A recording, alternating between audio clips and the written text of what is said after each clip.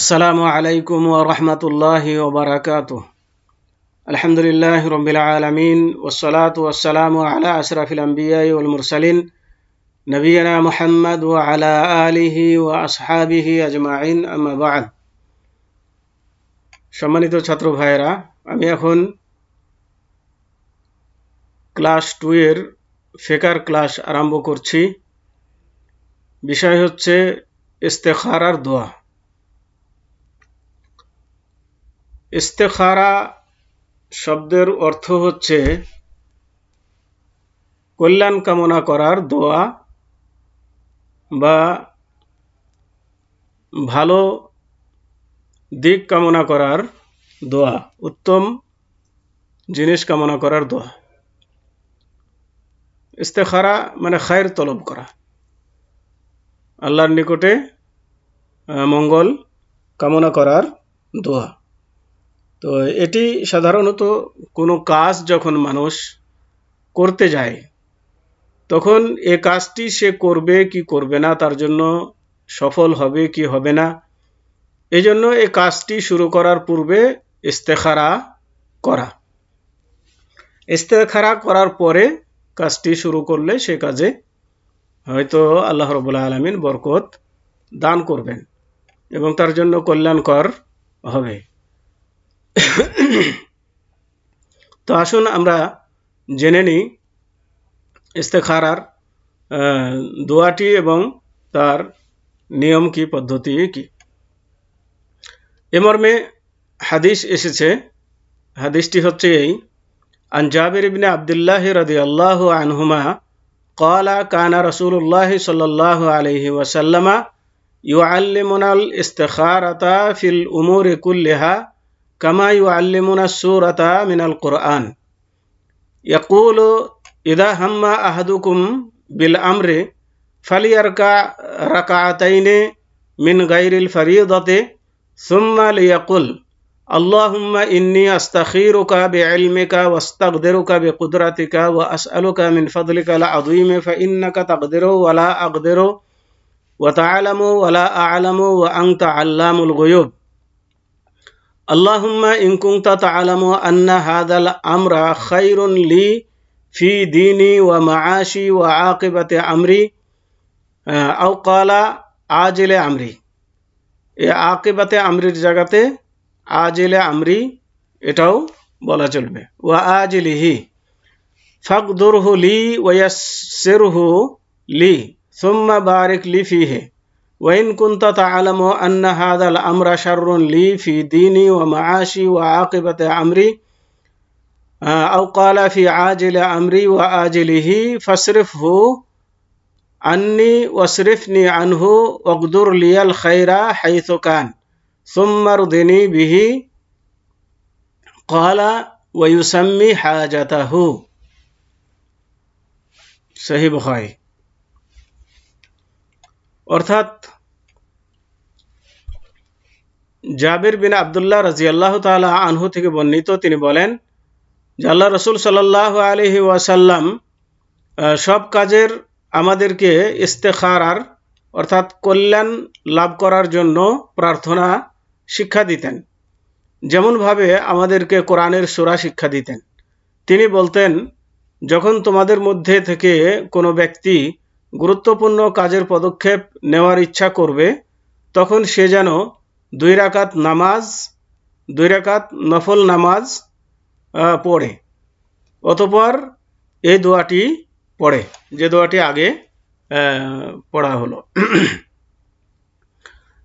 দোয়াটির অর্থ হচ্ছে, হে আল্লাহ, আমি তোমার জ্ঞানের মাধ্যমে তোমার কাছে কল্যাণ কামনা করছি, তোমার ক্ষমতার মাধ্যমে তোমার নিকট শক্তি কামনা করছি এবং তোমার মহান অনুগ্রহের প্রার্থনা করছি, কেননা তুমি শক্তিধর, আমি শক্তিহীন, তুমি জ্ঞানবান, আমি জ্ঞানহীন এবং তুমি অদৃশ্য বিষয় সম্বন্ধে পূর্ণ জ্ঞানী।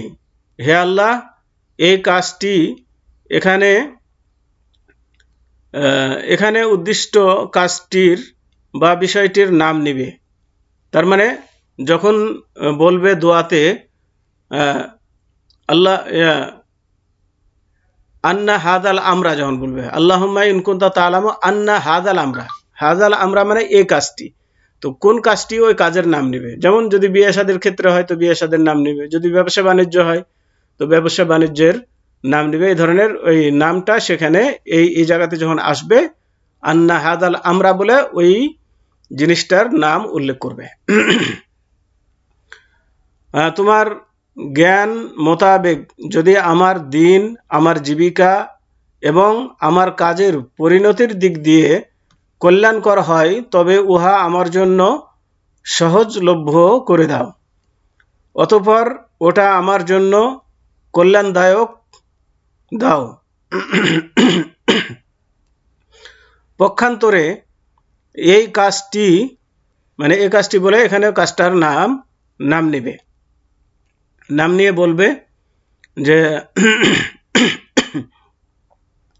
তোমার জ্ঞান মোতাবেক যদি আমার দিন, আমার জীবিকা এবং আমার কাজের পরিণতির দিক দিয়ে ক্ষতিকর হয় তবে তুমি ওটা আমার নিকট হতে দূরে সরিয়ে দাও এবং আমাকে ওর থেকে দূরে সরিয়ে রাখো, এবং যেখানেই কল্যাণ থাকুক না কেন আমার জন্য সে কল্যাণ তুমি নির্ধারিত করে দাও, অতঃপর তাতেই আমাকে পরিতুষ্ট রাখো। সহিহ বুখারী হাদিস নম্বর 1162। তাহলে আমরা ইস্তেখারার বিষয়ে জানতে পারলাম যে ইস্তেখারার একটি দোয়া আছে। আগে প্রথমে 2 রাকাত নফল নামাজ পড়ে নেবে, পড়ার পরে মোনাজাত আকারে এই দোয়াটি পাঠ করবে। আর যে কাজের উদ্দেশ্যে সে এ দোয়াটি পাঠ করছে, যখন দোয়াতে আন্না হাদাল আমরা এই শব্দটি আসবে, 2 জায়গাতে আছে, এই 2 জায়গাতে ওই কাজের নাম উল্লেখ করবে। এটাই হচ্ছে নিয়ম। তাহলে আল্লাহ রাব্বুল আলামিন তার জন্য কল্যাণকর হলে সেই কাজে তার জন্য সহজ করে দিবেন, এবং যদি অকল্যাণকর হয় তার জন্য, তাহলে সেই কাজ থেকে তাকে বিরত রাখবেন। তাহিয়াতুল মসজিদের নামাজ। তাহিয়াতুল মসজিদ মানে মসজিদে প্রবেশ করে মসজিদের সম্মান স্বরূপ 2 রাকাত নামাজ, মসজিদকে হালাল করার জন্য 2 রাকাত নামাজ, যেটাই বলেন না কেন, যে মসজিদে প্রবেশের 2 রাকাত নামাজ এটা পড়বে। তো এই মর্মে হাদিসে এসেছে, عن أبي قتادة بن ربيعي الأنصاري رضي الله عنه قال النبي صلى الله عليه وسلم إذا دخل أحدكم المسجد فلا يجلس حتى يصلي ركعتين।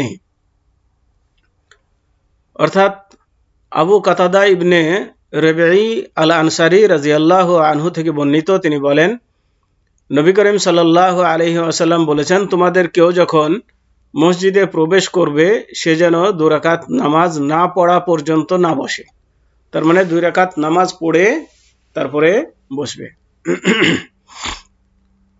হাদিসটি বুখারী শরীফের 1163 নম্বর এবং মুসলিম শরীফের 69/714 নম্বর হাদিস। হাদিসগুলি সহিহ বুখারী থেকে নেওয়া হয়েছে। তাহলে এর গুরুত্ব রয়েছে, এটা যেন আমরা পড়ি। ওজুর সুন্নাত নামাজ মানে ওজু করার পরে 2 রাকাত সুন্নাত নামাজ আদায় করা, এটাকেও তাহিয়াতুল ওযু বলা হয়। عن أبي هريرة رضي الله عنه أن النبي صلى الله عليه وسلم قال لبلال عند صلاة الفجر يا بلال حدثني بأرجى عمل عملته في الإسلام فإني سمعت دفن عليك بين يدي في الجنة قال ما علمت عملا أرجى عندي أني لم أتطهر طهورا في ساعة ليل أو نهار ইল্লা সাল্লাইতু বিযালিকা তুহুরে মা কুতিবা লি আন উসাল্লিয়া। অর্থাৎ আবু হুরায়রা রাদিয়াল্লাহু তাআলা আনহু থেকে বর্ণিত, তিনি বলেন যে আল্লাহ রাসূল সাল্লাল্লাহু আলাইহি ওয়াসাল্লাম বললেন, হে বেলাল, তুমি ইসলাম গ্রহণের পর সবচাইতে বেশি আশান্বিত যে আমলটি করেছো সে সম্পর্কে আমাকে বলো, কারণ জান্নাতে আমার আগে আগে আমি তোমার পায়ের আওয়াজ শুনেছি। বেলাল রাদিয়াল্লাহু তাআলা আনহু বলেন, আমার কাছে এর চাইতে বেশি আশান্বিত বা আশাযুক্ত আর কোনো আমল নেই যে যখনই আমি পবিত্রতা অর্জন করেছি, তার মানে যখনই আমি ওযু করেছি রাতে হোক বা দিনে, তখনই সেই পবিত্রতার দ্বারা মানে সেই ওযুর দ্বারা আমি নামাজ পড়েছি যে পরিমাণ আল্লাহ আমার জন্য নির্ধারিত করে রেখেছিলেন। মানে যতটুকু সম্ভব আমি সেই ওযুর দ্বারাতে নামাজ আদায় করেছি। এটাই আমার কাছে উল্লেখযোগ্য একটি আমল। তো এই আমলের কারণেই বেহেশতে তাকে মর্যাদাবান করা হয়েছে, যা আল্লাহ রাসূল সাল্লাল্লাহু আলাইহি সাল্লাম বেহেশত সফর করার সময় সেটা দেখে এসেছেন। তেলাওয়াতের সেজদা, তার মানে কোরআন তেলাওয়াত করলে কিছু সেজদা রয়েছে, সেই সেজদাগুলো করা। এটি কয়টি সেজদা করবে, দুইটি না একটি, এবং কিভাবে করবে কি তো আসুন আমরা জেনে। আন আব্দুল্লাহ ইবনে উমর রাদিয়াল্লাহু আনহুমা قال كان النبي صلى الله عليه وسلم يقرأ السجدة ونحن عنده فيسجد ونسجد معه فنزدحم حتى ما يجد أحدنا لجبهته موضعا يسجد عليه।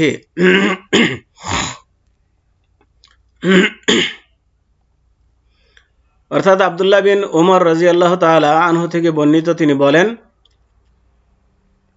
আল্লাহর নবী সাল্লাল্লাহু আলাইহি ওয়াসাল্লাম কোরআনের সেজদার আয়াত পড়তেন এবং আমরা তার আয়াত পাঠ করা শ্রবণ করার জন্য তার কাছে থাকতাম। তাই তিনি যখন সেজদার আয়াত পাঠ সেজদা করতেন, তখন আমরাও তার সাথে সেজদা করতাম। তাই আমরা ভিড়ে পড়ে যেতাম, ফলে অবস্থা এমন হয়ে যেত যে আমাদের মধ্যে থেকে কোনো কোনো ব্যক্তি সেজদা করার জন্য কপাল রাখার জায়গাও পেত না। তার মানে এটা গুরুত্ব বোঝানো হয়েছে।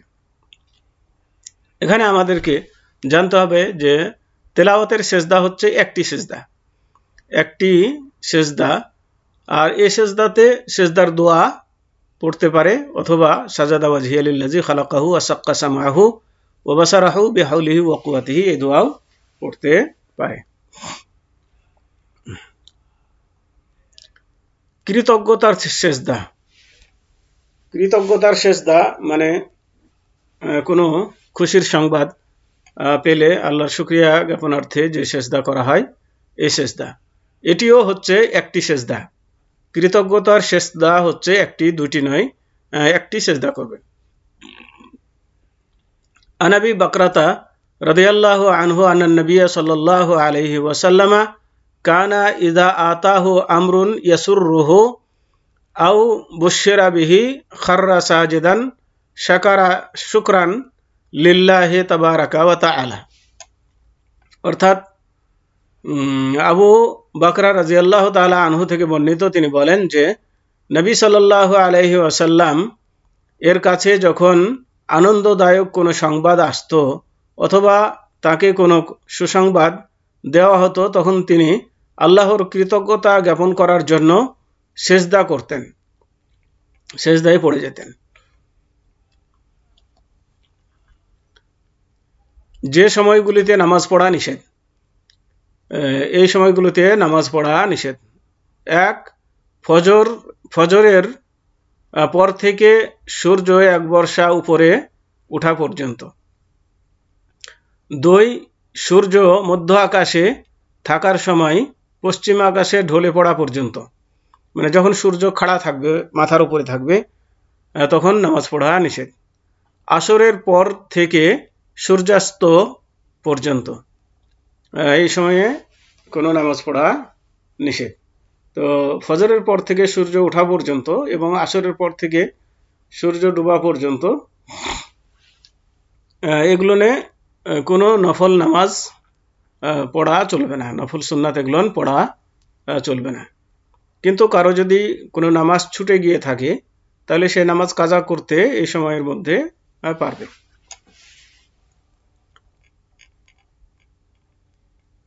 অসুস্থ ব্যক্তির নামাজ।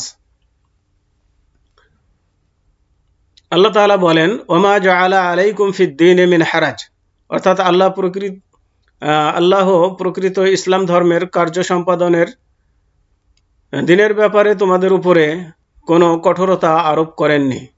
সূরাতুল হজ ৭৮ নম্বর আয়াত। আল্লাহ তাআলা আরো বলেন, লা ইউকাল্লিফুল্লাহু নাফসান ইল্লা ওসআহা, আল্লাহ কারো উপর এমন কোনো কষ্টদায়ক দায়িত্ব অর্পণ করেন না যা তার সাধ্যাতীত। সূরা বাকারা 286 নম্বর আয়াত। তার মানে অসুস্থ ব্যক্তি যেভাবে পারে সেভাবে নামাজ আদায় করবে। তার মানে দাঁড়িয়ে পারলে দাঁড়িয়ে, না পারলে বসে, না পারলে শুয়ে, না পারলে ইশারায় এভাবে পড়বে। এরপরে যদি কষ্ট হয় তাহলে 2 নামাজকে একসাথে, যেমন জোহর আসরকে জোহরের সময় অথবা আসরের সময় পড়ে নেবে, অথবা মাগরিব এশাকে মাগরিবের সময় একসাথে পড়ে নিতে পারবে। অসুস্থ ব্যক্তির নামাজের পদ্ধতি। অসুস্থ ব্যক্তি কিভাবে নামাজ পড়বে। আন ইমরান ইবনে হুসাইন রাদিয়াল্লাহু আনহুমা قال كانت بي بواسير فسألت النبي صلى الله عليه وسلم عن الصلاة فقال صل قائما فإن لم تستطع فقاعدا فإن لم تستطع فعلى جنب। ইমরান বিন হুসাইন রাদিয়াল্লাহু তাআলা আনহুমা থেকে বর্ণিত, তিনি বলেন যে তিনি বলেছেন, আমার অর্শরোগ ছিল, তাই আমি নবী করিম সাল্লাল্লাহু আলাইহি ওয়াসাল্লামকে নামাজ সম্বন্ধে প্রশ্ন করলাম। তিনি বললেন, দাঁড়িয়ে নামাজ পড়ো, তবে অক্ষম হলে উপবিষ্ট অবস্থায় নামাজ পড়ো, আর তাতেও অক্ষম হলে কাত হয়ে শুয়ে নামাজ পড়ো। বুখারী এবং মুসলিম। যদি অসুখের তীব্রতার কারণে সসময়ে নামাজ পড়তে অক্ষম হয় তাহলে জোহর ও আসর একত্রে জমা করে জোহর অথবা আসরের সময়ে পড়া জায়েজ, এবং মাগরিব ও ঈশা জমা করে মাগরিব অথবা ঈশার সময়ে পড়া বৈধ। যাদের উপর নামাজ ওয়াজিব নয়, ঋতুবতী মহিলা। এরপরে নেফাসগ্রস্ত মহিলা। ঋতুবতী মানে মাসিক, মেন্স যাদের হয়, তো মেন্স অবস্থায় নামাজ পড়া নিষেধ, এবং এই নামাজগুলো তার জন্য কাজাও করতে হবে না, এগুলো মাপ। তবে রোজা যদি হয় তাহলে রোজা কাজা করতে হবে, রোজা মাপ নাই। 2, নেফাসগ্রস্ত মহিলা। নেফাস বলা হয় সন্তান প্রসবোত্তর যে রক্তস্রাব হয়, ওই সময়টা, ওই রক্তস্রাবকে নেফাস বলা হয়। তো এই অবস্থায় নামাজ পড়া নিষেধ, এবং তার জন্য এই সময়ের নামাজগুলো মাপ, তাকে আর এই নামাজগুলো আদায় করতে হবে না। তবে এই সময় যদি রোজা কাজা হয় তাহলে রোজাগুলো কাজা করতে হবে, আদায় করে নিতে হবে পরবর্তী সময়ে। পাগল ব্যক্তি, যে পাগল, যার হুঁশ জ্ঞান ঠিক নেই, এই ব্যক্তির উপরে নামাজ ফরজ নয়, তাকে নামাজ পড়তে হবে না। মুসাফিরের নামাজ। আল্লাহ তাআলা বলেন, ওয়াইদা যরাবতুম ফিল আরদে ফালাইসা আলাইকুম জুনাহুন আন তাকসুরু মিনাস সালাহ, যখন তোমরা দেশ বিদেশে সফর করবে তখন নামাজ কসর করলে কোনো দোষ নেই। সূরা নিসা 101 নম্বর আয়াত। নামাজ জমা ও কসর করে পড়া। কসর ও জমার রূপ সময়। ফজর 2 রাকাত পড়তে হবে। ফজরে কসর করা চলবে না। কসর মানে কমিয়ে পড়া, মানে 4 রাকাতের জায়গাতে 2 রাকাত নামাজ পড়াকে বলা হয় কসর। তো ফজরের 2 রাকাত এবং মাগরিবে কসর নেই। ফজর 2 রাকাতই পড়তে হবে, মাগরিব 3 রাকাতই পড়তে হবে। জোহর 2 রাকাত, আসর 2 রাকাত, মাগরিব 3 রাকাত, ইশা 2 রাকাত। ফজরের সময়ে পড়বে, জোহর অথবা আসরের সময়ে জমা করে। তার মানে জোহর এবং আসরকে 2 ওয়াক্তের নামাজকে কসর করবে এবং এক সময়ের মধ্যেই আদায় করে নেবে। তার মানে 2 নামাজকে হয় জোহরের সময়ে আদায় করে নেবে, জোহর আসর একসাথে জোহরের সময়ে, অথবা জোহর আসর একসাথে আসরের সময়ে আদায় করে নেবে। মাগরিব অথবা এশার সময়ে, তার মানে মাগরিব এবং এশাকে হয় মাগরিবের সময়ে একসাথে আদায় করে নেবে, আগে মাগরিব তারপরে এশা, অথবা এশারের সময়ে একসাথে আদায় করবে, আগে মাগরিব তারপরে এশা একামত দিয়ে। বিশেষ দ্রষ্টব্য, মুসাফিরের যাত্রাকালে বিশ্রামের জন্য অবতরণ করলে তার পক্ষে প্রত্যেক নামাজ নির্ধারিত সময়ে জমা ছাড়াই কসর করে পড়া উত্তম। যখন সে গন্তব্যস্থলে অবস্থান করবে তখন কসর করে পড়বে, কিন্তু জমা না করাটাই উত্তম, কিন্তু করলে করতেও পারে। সফরের দূরত্ব, কতদূর সফর করলে সে মুসাফির হবে এবং তার জন্য এই সমস্ত বিধান বৈধ হবে। কসর করা বৈধ এমন সফরের দূরত্ব নির্ণয় করার জন্য ওরফ বা প্রচলিত প্রথার দিকে প্রত্যাবর্তন করতে হবে। মানে যে দেশে বা যেই সমাজ যাকে সফর বলে, যতটুক গেলে তাকে সফর বলে আখ্যায়িত করে, এই এতটুক সফর করলেই তাকে মুসাফির হিসাবে ধরা হবে। মুসাফির তার শহরের আবাদি থেকে বেরিয়ে কসর আরম্ভ করবে। মুসাফির যখন তার যে শহরে সে বাস করে সেই শহরের গণ্ডি পেরিয়ে যাবে তখন থেকেই সে কসর আরম্ভ করবে, বা গ্রাম যে গ্রামে বাস করে সেই গ্রামের সীমা পের হয়ে গেলেই সেখান থেকে সে কসর শুরু করবে। সফরের সময়সীমা, সফরের সময়সীমা কতটুকু? কসর বৈধ এমন সফরের সময়সীমা যতদিন মুসাফির অবস্থানের নিয়াত না করবে ততদিন পর্যন্ত কসর করতে পারবে। তার মানে কোনো জায়গায় সে গেল, গিয়ে সেখানে কতদিন থাকবে এর কোনো সে নির্ধারিত সময় নির্ধারণ করেনি। তার মানে তার ধারণা আজকে আর তার কাজ শেষ হয়ে গেলে আজকেই চলে যাবে, কালকে হলে কালকেই চলে যাবে, এরকম অনিশ্চয়তার মধ্যে আছে। তো যতদিন ভাবে অনিশ্চয়তার মধ্যে থাকবে ততদিন সে সেখানে সফর করতে পারবে। আর মুসাফির যখন ওই এলাকায় অবতরণ করবে, মানে যেখানে সে সফর করেছে সেখানে গিয়ে অবতরণ করবে, সেখানে মসজিদ আছে, তখন তাকে ইমামের সাথে অবশ্যই নামাজ পূর্ণ পড়তে হবে।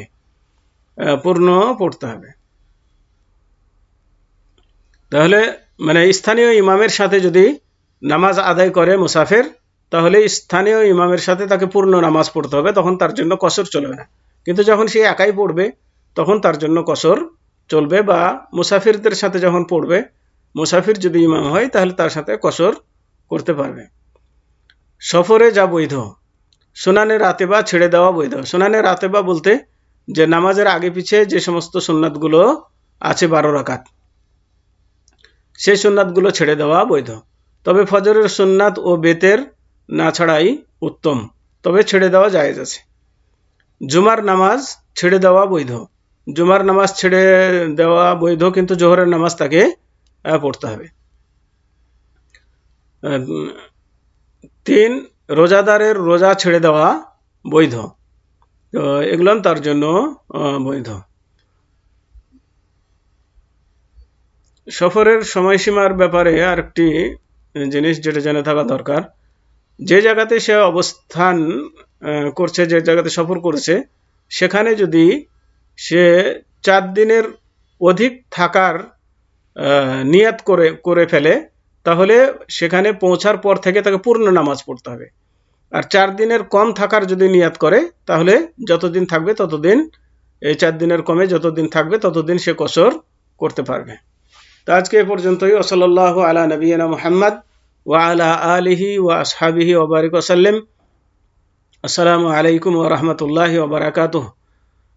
আগামী সপ্তাহে পরীক্ষার কোশ্চেন ছাড়া হবে। সবাই পরীক্ষায় অংশগ্রহণ করবেন, এখন থেকে প্রস্তুতি গ্রহণ করতে থাকুন। জাযাকুমুল্লাহু খাইরান।